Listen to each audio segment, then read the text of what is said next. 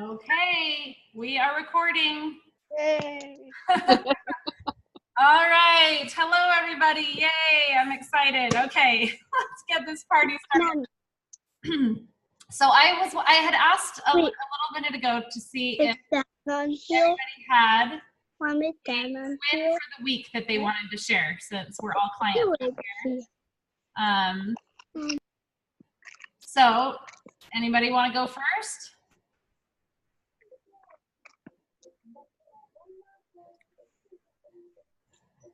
I just muted everybody, so if you want to go ahead, unmute yourself. I just muted to take away the background noise. Anybody So for this week? I got through the first meat chapter in David A's books. Oh, in Dr. A's book, Habits of Health, that one? Yes. Good job. Did you learn anything of note that meant something to you? Yes. Putting you on the spot. I love how he talked about the study of where even if you eat the same things but you don't do it in the right ways, it's not as effective. And so that eating every few hours really is very key. Absolutely. Yes. I love that too. You're right. There was a study done where they had the same foods given to two groups of people. One group had it broken up into 3 meals, and the other group had it broken up into 6 meals every 2 to 3 hours.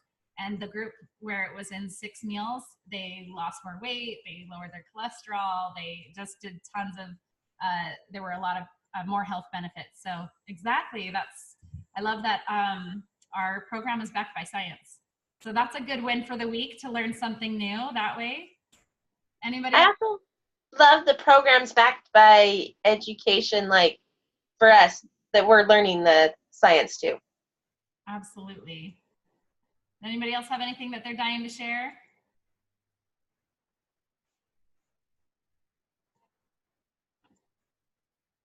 Not today, huh? Okay. Well, we will get started. Thanks for sharing with us your win for the week, Cassie. Education is important, so it's good to pick up our books, to watch the webinars. It's good for those things. So we are going to get started today talking about holidays. The holidays are here. Today, this is Thanksgiving week, right? It's in 2 days, right? So, with Thanksgiving especially, it is a holiday that there is a big focus on food, right? The feast, the Thanksgiving feast. So it's important to learn how to be able to have an enjoyable Thanksgiving and really enjoy it, not suffer through, but to enjoy it, and continue with your healthy lifestyle. So it's good for us to talk about that, and we're going to go over some tips that will help you for this week, for Thanksgiving Day, and for future holiday events and things that are coming up pretty soon. So we are going to start with Jennifer White. Jennifer is an amazing health coach, and she has some things to share with us about what we want to do as we prepare for the big day.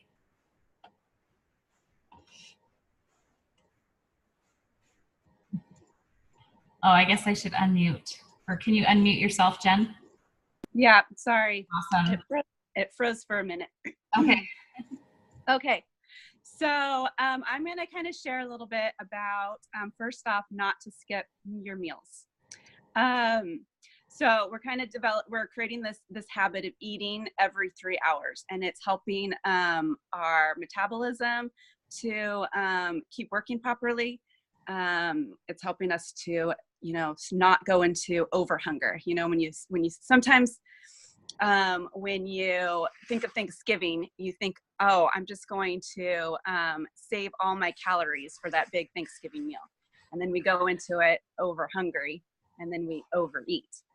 So one great tip for going into any meal is to just fuel your body, continue to fuel your body regularly every 3 hours. And not to skip any meals. So that way you don't go into over hunger, you don't hit that blood sugar roller coaster, and it keeps your metabolism working. And when you go to an event, it's good to not go hungry. So, you know, just have a small snack just before you go. The Optavia shakes are a perfect quick snack because it gets quick into your blood system, and it's only 100 calories. The next tip I have is hydration. So we really need to stay hydrated. Drinking your water increases your metabolism.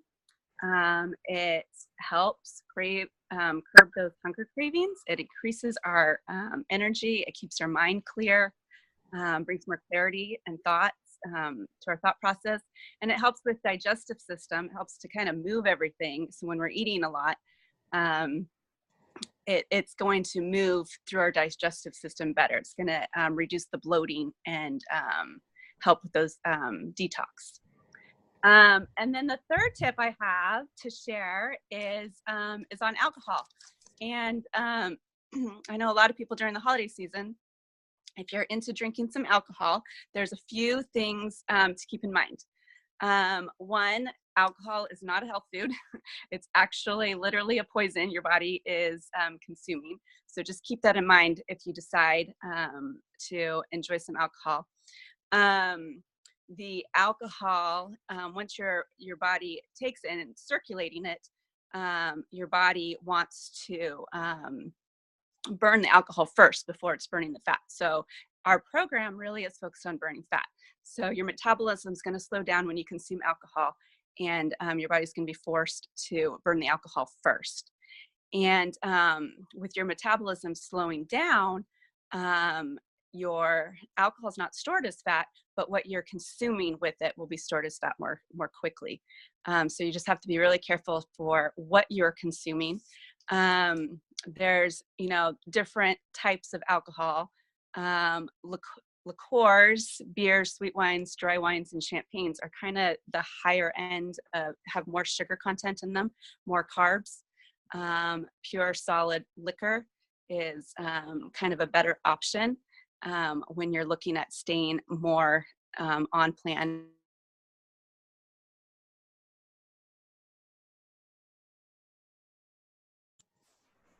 I think we might have missed Jen, but I think that was her last tip.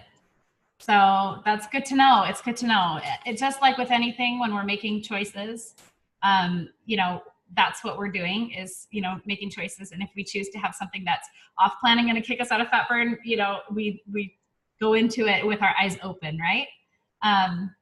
So one more thing, sorry. Oh, you're back. Okay. I'm back. Sorry, I don't know where I ended, but for anybody who is in maintenance, this is kind of some good tips that I've kind of not picked up because I don't drink alcohol, but that I kind of learned is to make sure if you're in maintenance and you want to consume some alcohol, skip your starchy carbs, use your alcohol as your carb, or skip your dessert. Definitely focus on the low glycemic veggies and up your protein intake. Yeah. All right. Awesome. Thanks so much. Hey, we have Angela Ielli, who's going to share some good things for us for Thanksgiving Day, right? For the big event, for when we're there having the dinner. Angela, can you take yourself off mute? Yes. Okay, I have a friend here. You can be quiet for a minute. Okay, so okay, let's see. First, let's talk about your plate, what your plate's going to look like. You're going to divide it into 3 sections, and the biggest section, you're going to take half and fill it with all of the good vegetables that you have there. So half of your plate should be filled with vegetables, and then the other half, you'll divide into half. You'll have a quarter full of your protein, whatever protein you decide to eat. I'm assuming it'll be turkey mostly. And then the other quarter will be for carbs. And I recommend just taking your most favorite carb and put it there. Either it's a dessert or maybe mashed potatoes, whatever it is, and just eat slowly and savor that little portion, the small portion that you have. And let's see, if people start getting up to go back for seconds, instead of joining them, or if they start eating their dessert, you can get up and start offering to clean up or start packing away the food, or go start a card game in the next room or play with the kids. Just remove yourself away from the food so that you're not tempted to eat some more. And let's see. Another thing that we talked about is, or I talked with Alita about today, is if you have leftovers, especially if you're hosting at your house, pack them up and send them home with people. Or a good place to store those leftovers is in the freezer. If you have, some pie leftovers, stick it in the freezer and bring it out at the next big family get together that you have. So it's not sitting in your fridge, easily accessible, so you can just eat a little bit every day, because that can be dangerous. And then, let me see. There's something else that came into my head. And then for all of the stuff that would comply to a lean and green meal, like your turkey and all of your great vegetables, you can portion them out that night for lean and greens throughout the week, so you have your meals already. So those are my tips that I have. Thank you. I love it. That's awesome. Those are some really good tips about like the actual day and the actual meal and when you're there, surrounded by everybody. So awesome. Next we have Cheryl, who's going to talk to us a little bit more about the plan that we're making for that day. Now that we've heard some good things to do for our Thanksgiving dinner, some good strategies and tips. Cheryl's going to expound upon that and the importance on planning ahead. Okay, so I wanted to share one more strategy first, just to go along with all of Angela's awesome strategies, and that is bring something you can eat. So one thing that's great is, sometimes we have those fears when we go into holiday parties and we think, I'm not gonna be able to eat anything. So I have some different thoughts on that. First and foremost, it's awesome when you can not only, be the example, but bring something you can eat that okay, if I'm going to bring this, it's something I can, have a little extra of or something if there aren't a ton of other, choices on my plan. And so these are some kind of like examples.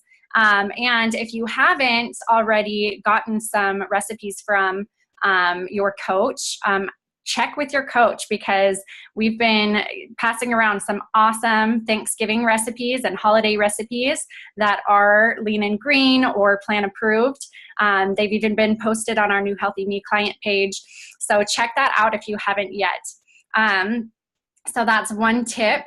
And then I liked the idea of also, don't forget healthy snacks for you and the kids too. Kind of during the day, it goes along well with the idea of, don't skip meals, but be eating healthy snacks throughout the day leading up to Thanksgiving dinner as well. And it's a great way too to incorporate just healthy habits with the whole family. And then, okay, so going into, first off, make a plan. And so you want to have a written action plan before you go. So this is an example that I used last year. It's a resource that's also on our new Healthy Me page, or you can ask your coach about it. But it's great if you actually write it out. There's power in, the pen to paper. And so write that down. If it's Thanksgiving dinner or Thanksgiving day, that's, the event that we're looking at next, right? But this could apply to any of the upcoming holiday parties or holiday events or holidays. But, make a plan. And I like how this one says, my whys and specific personal goals. So we really want to remember our whys, the reasons why we want to be healthy in the first place, the reasons why we're making the healthy choices that we are. And that will be a good thing to kind of remember when you're, making your plan, and you can revolve it around those. And then identify possible barriers that you may encounter at this event. Maybe you know a relative who is always a food pusher, or maybe it's at your house and you worry about all the leftovers, or, there are different barriers that you might encounter. So try to think about that ahead of time. What might be a barrier for you, and then identify a strategy So know what you will do when a challenge comes. Think about some strategies, maybe some that we shared today, or on this webinar, or some others that your coach has shared with you. It's also important to tell someone for accountability. So your coach is a great person to share your plan of action with. And I would love any of my clients to fill this out and text a picture of it to me. Share that with your coach. That's great accountability for you. And then also it will, what's it called? They can give you more ideas, on strategies for, barriers that you foresee for yourself. So one thing I forgot to ask before I got started is raise of hands, just to get a little participation going. How many of you on this call are currently on the 5-in-1 plan? Raise your hand if your camera's on. How many of you are currently on 5-in-1? Okay, awesome. And then how many of you are planning to stick to plan on Thanksgiving Day by raise of hand? How many on this call are making that plan? Awesome. Yeah. And if you don't raise your hand, that's okay. Honesty is key. So, but there's some, people who are raising their hand, which is super awesome. There are different ways to approach this. I love that it's totally doable to stick to plan, especially with those healthy recipes I talked about. There's, a great way to be able to have a Thanksgiving meal while still being on your 5-in-1 plan and sticking to that. You can have fresh green beans. You can have the light turkey. Make sure you have like 6 ounces of that or whatever, and just stay away from some of the things that are higher in carbs and the desserts. And one thing that I like to think about is that it's, it's totally your plan. So remember, we're not the food police, but we're here to help you reach your goals. And so kind of along with that, I wanted to look at being mindful with my choices. So when you're making your goals, when you're making that decision, maybe you haven't made it yet, but remember, making that plan ahead of time is going to make all the difference for you with, success on that day. So ask yourself, is eating this in my long-term best interest? And if the answer is no, maybe that can help influence your choice of what you're going to eat on that day. Or if I eat this now, how will I feel an hour from now? How will I feel tomorrow? So prevent the food comas, right? Sometimes just thinking about that helps us to avoid making those choices, because especially like if you've been sticking really strictly to a 5-in-1 plan, you're in an awesome fat burn, and then you say, I'm going to take Thanksgiving Day off, which is totally fine. That's a choice, right? But, and you just have all the food that you have been craving or whatever, most likely it's going to make you feel sick. In fact, that's what I did last year during the holidays. I said, okay, I'm going to wait until this day, and then I'm going to eat everything that day. And, you're trying to like overstuff yourself because it's your one day and you have to get every single thing, it's your only chance type of a thing. But remember, that's the diet mentality. So, trust me, I felt super sick doing that. So I'm not doing that this year. If you make a choice to eat something that is off plan, have that be in your plan and feel good about that. Like, we talk a lot about cheats, like, oh, I don't want to cheat from my plan, or I don't want to, or even saying, well, I cheated, acknowledging it. But we don't like to call them cheats. We call them choices. So thinking about, what's my choice going to be? And asking ourselves these questions will help us to make those decisions. How will I feel a year from now if I continue to make decisions like this? Maybe you made the decision to stick to your plan. A year from now, you're probably going to feel like a rock star. You're probably not going to regret it. So that could be something to think about. Also, I already know what it tastes like. I'm going to choose not to have it. So that was a good way to look at it. I think sometimes, we fall into those food fallacies where we're thinking, oh, but it's a rare opportunity, or, it's free and it's part of the fun, all those things. There's so many food fallacies that fall into Thanksgiving and the holidays. But really just saying, you know what, it's just food. Like, food is food, right? It doesn't, have this magical power. It really doesn't. And we kind of build it up to be this big thing, and then we eat it. And I don't know about you, but I usually am like, it was okay, but it wasn't what I built it up to be in my head. So yeah, I already know what this tastes like. I'm choosing not to have it. I'll wait till next year. It'll be around next year. And then I love the idea, you can have whatever you want, but you are choosing health.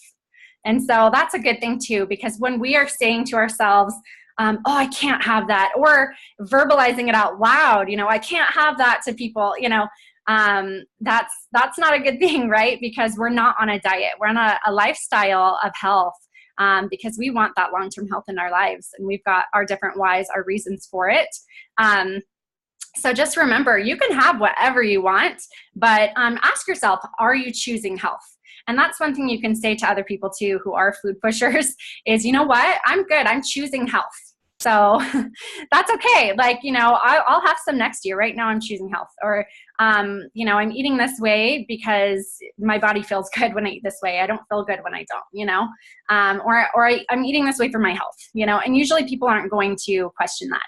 If you say, well, oh, I can't, or I shouldn't, or I'm on a diet. So, then when people say that, then the response is going to be, you don't need to be on a diet. Here, have more, and they're going to push harder. And so instead, make it a positive. Like, if that is your choice, if it's your choice that you're going to, stick to plan, but have one piece of your favorite dessert that, and Angela's going to talk more about this, but, that's okay. But if your choice is to, not eat one of the options or, certain things, then just own that and be happy about it. It's a positive thing. People aren't going to question it or bug you so much about it. And even if they do, like, that's okay.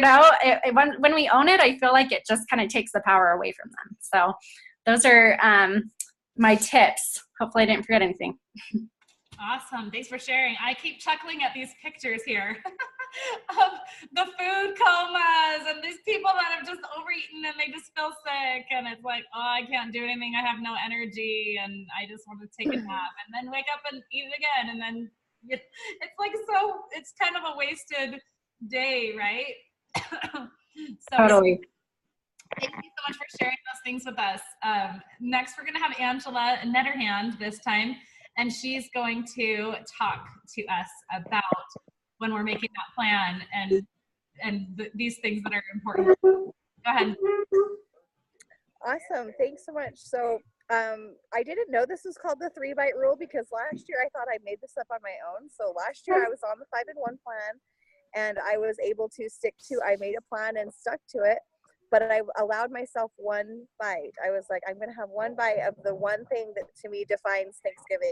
So I could give up the rolls, I could give up the stuffing, I could give up the carbs, but one thing I couldn't give up was my pumpkin pie. And I thought, I just need that pumpkin pie. So I'm going to have one bite of it. And it's funny because I ended up having about 3 bites. One bite to say hello, one bite to savor it and really enjoy it, and the third bite to say goodbye and say, okay, see you again next year.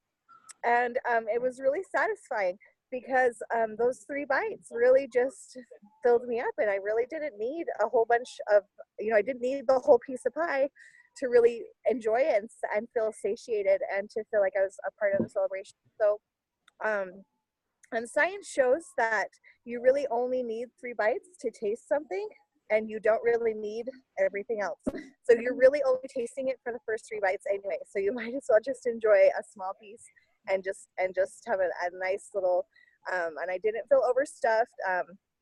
I didn't get knocked out of fat burn, and it was great. So I was able to, because I was focusing so much more on the people that I was with and the relationships I was building, I didn't focus as much on the food last year, and it made it a lot more enjoyable because I was able to relax and spend time with my family and get to know people on a deeper level than I had maybe previously in the years past done, because usually I focus on the food. So if you're having a hard time, just focus on the people. Just remember that the whole point of these family get-togethers is to actually be together and to actually share conversations that are meaningful and to get to a new place in our relationships. It's not all about the food. So focus on those things, and I think you'll all do great. I have such confidence in all of you. It's going to be an amazing Thanksgiving. That's so awesome. Thank you for sharing that, Angela. It's so true. Like, we kind of get in our heads about the food and the importance of the food.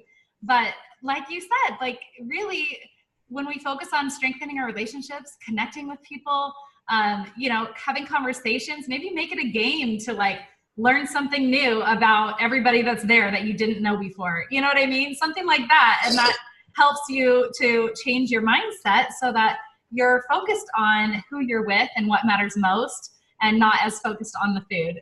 So I love that. Thanks for sharing that. So we've heard such great tips so far today. And the 3-bite rule I love. 1 to say hello, 2 to savor the flavor, and 3 to say goodbye. That's so awesome. I love that. Thanks for sharing that. So that's cool. So we've talked a lot about, what we're going to do with our meal, what we're going to plan that way. And it's good. It's important to have a plan. And you can stay on the 5 in 1 and follow your program and focus on the people and all those things. You can follow that 3-bite rule and still have that pumpkin pie, whatever you choose to do, write it out ahead of time and then follow that plan guilt-free. This is your plan for this day, right? It might not be the 5 in 1 plan on that day, and that's okay. It's whatever plan you make it, whatever program you make it. But then follow through with that. And then, Alina, can I say something to that? Yeah. I love that. A lot of times we'll say, oh, I'm not on plan today. But actually, I really like how Alina phrased that is, you can change up your plan, but we're always on plan. The plan is what you make it. So we might not be on the 5 in 1 plan that day, but we're still on a healthy habit plan. We're still going to drink our water. We're going to be active. We're going to have these other good things that we're focused on. So it's good to get out of that on again, off again mentality and just know I'm always on plan, but I might switch it up a little today. Yeah, that's awesome. Yeah, so now we have great tips to help us with the eating part of that day. But I want to talk about focusing on some non-food things too, because if you're trying to focus away from something and you're like, well, I can't think about that, well, it's still in your brain, right? So how about creating some non-food traditions? Like if your family is all about the food and you're kind of worried about it, like start something new. Like there's some really cool things you can do. Like one thing that I started doing, because literally I was that mom that was like, oh, let's make little turkeys out of candy and cookies. Like this is our tradition.